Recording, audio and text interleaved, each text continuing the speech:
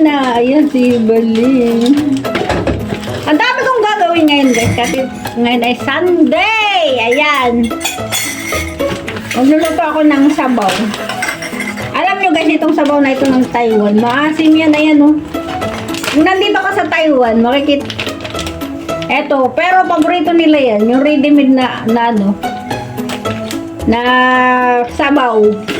Lalagyan ko Xinjianggo. Xinjianggo. Ang tawag dito sa Masunma to Xinjianggo. Tapos haluan ko ng repolyo. Ay! Tapos ito naman, suelen. Ay! Hindi ko alam kung meron ito sa Pilipinas, guys. Ayan, oh. Meron ba dito sa Pilipinas? Suelen ang tawag dyan. Ayan, lulutuin ko din yan. Lalahukan ko ng mushroom. Dahil lulutuin ni Inday, ano? At magluluto ako ng isdang frito. At iinitin ko lang ito. Ayan, o. Mahilig sila bumili ng mga ready-made na ulam. Kaya, good for me. Hindi ako masyadong magluluto ng marami. Ayan. Magluluto ako ng marami ngayong araw na to.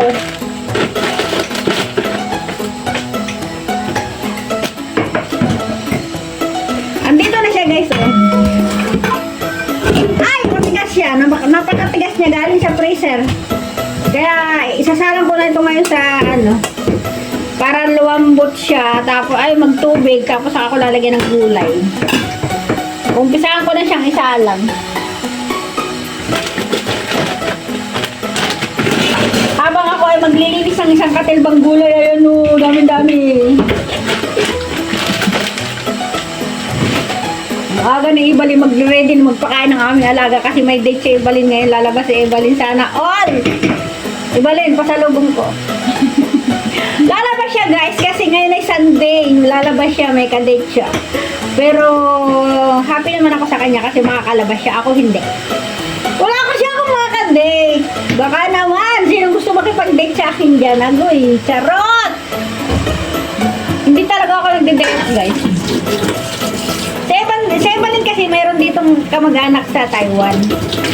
Kaya ayun, lagi silang nakikita ng kanyang titang mabait at bibigyan siya ng masarap na mga pagkain. Pakakainin siya sa talaba. Sana all.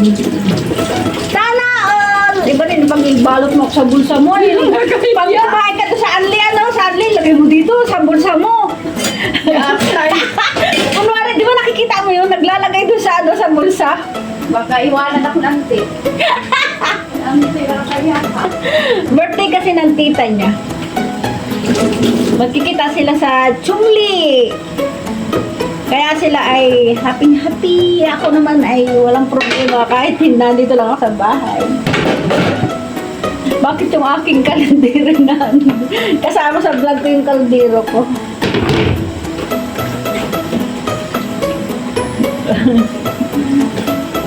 Dahil ako ay maraming gagawin. Abay, isahan ko ng paghihiwa. Ito guys, ay ilala ko sa ano. Doon sa sabaw. May nakasalang pa. O kaya hindi ko pa isalang yung ito. Sinasalang ko ni Evelyn yung pagkain ng alaga. Maaga siya magpapakain ng alaga namin kasi nga lalabas siya. Actually guys, pwede ako lumabas. Pwede ako mag-day off. Ayoko lang.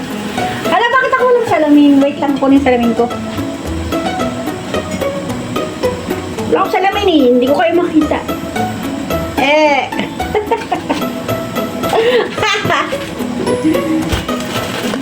Bakit ako walang salamin kanina? Masarap kasi pag nakasalamin, guys. Tayo kasi may mga sira na yung mga mata. Kailangan huwag tayo magtatanggal ng salamin. Kasi yung mga, ano, pag inabot ka ng 30 minutes na walang salamin, makakaramdam na yun ng pagkahilo. Ha? Ha? Kala ko kung tinatawag mo ikaw, sa pala siya.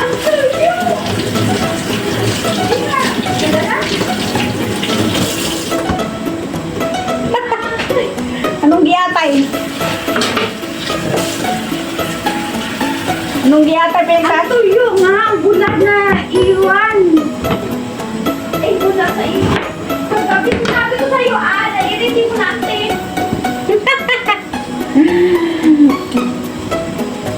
Miss na ni Ibalin yung tuyo. Eh, ang dami naman tuyo sa palengke. Kung gusto niyo bumili ng tuyo. Ang dami rin dito. Gusto mo ng tuyo. Mahal lang dito yung mga tuyo-tuyo. Ayan guys, oh, ganyan ang ano mo siya.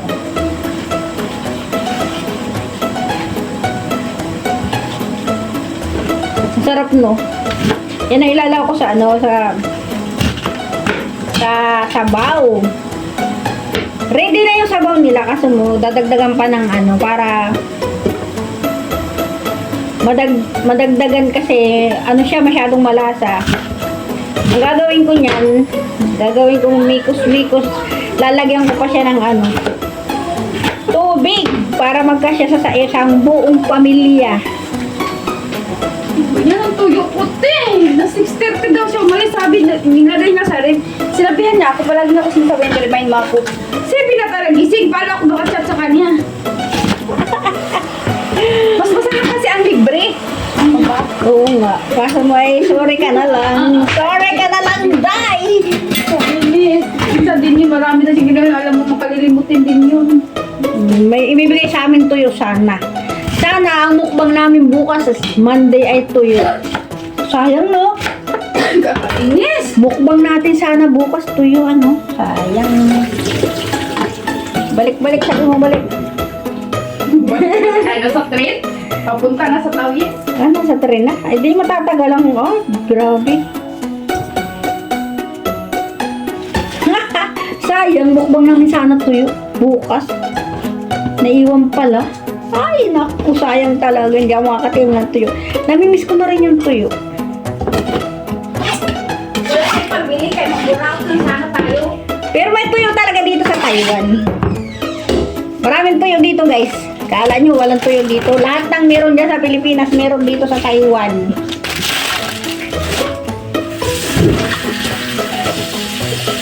Ang daming trabaho ni Inday sa kusina.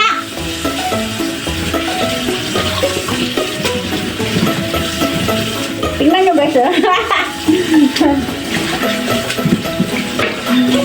Wala talaga, hindi ko talaga alam kilala to sa Pilipinas kung ano to.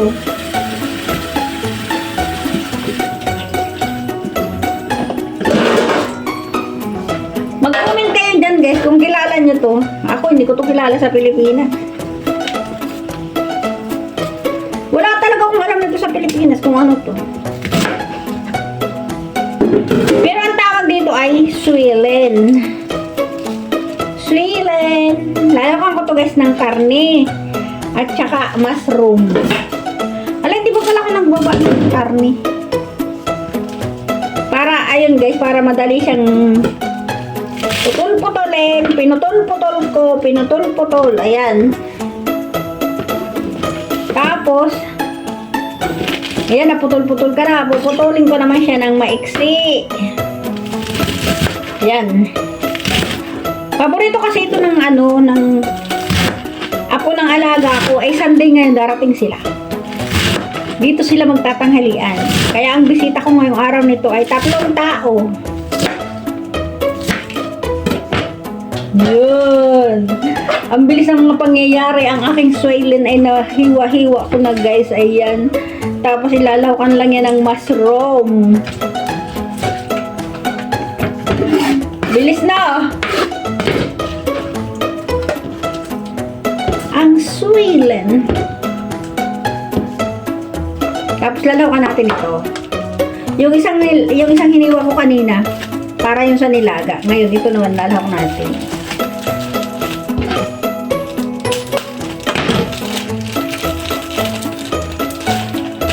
Huhugasan natin ito ng maya. Hugas na hugas. Puputulin ko lang yung dulo na yun.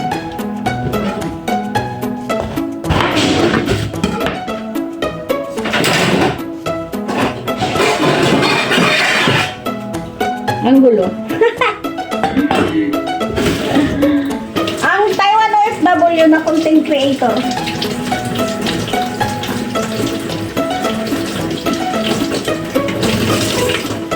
Taiwan OFW vlogger ay napakaganda guys, dahil, di ba? Sumusweldo ka na. Sa trabaho mo, sumusweldo ka pa sa pagiging content creator. Kaya guys, yun ang kagandahan ng mga content creator. Kaya huwag kayong mahihiyang magpakita sa live, huwag kayong magpakita sa inyong mga content. Ang susi para yumaman at magkapera ay makatulong sa kapwa ay ang hindi mahiyain, yun lang. Kasi kung mahiyain ka, paano ka makakagawa ng content? Di ba? Kailangan ang mga content creator ay hindi mahiyain kasi mga artista tayo. O naniniwala ba kayo na mga artista tayo? Ako artista ako, alam ko yan. Ang artista ng Inday ng Taiwan. Ay, cute. Oh, di ba? Ang bilis ang mga pangyayari. Oh, anong isusunod ko? Ang isusunod ko naman guys ay mga gulay.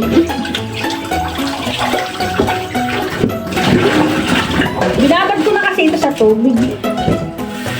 Ang bilis kong gumawa. Wait, kaga.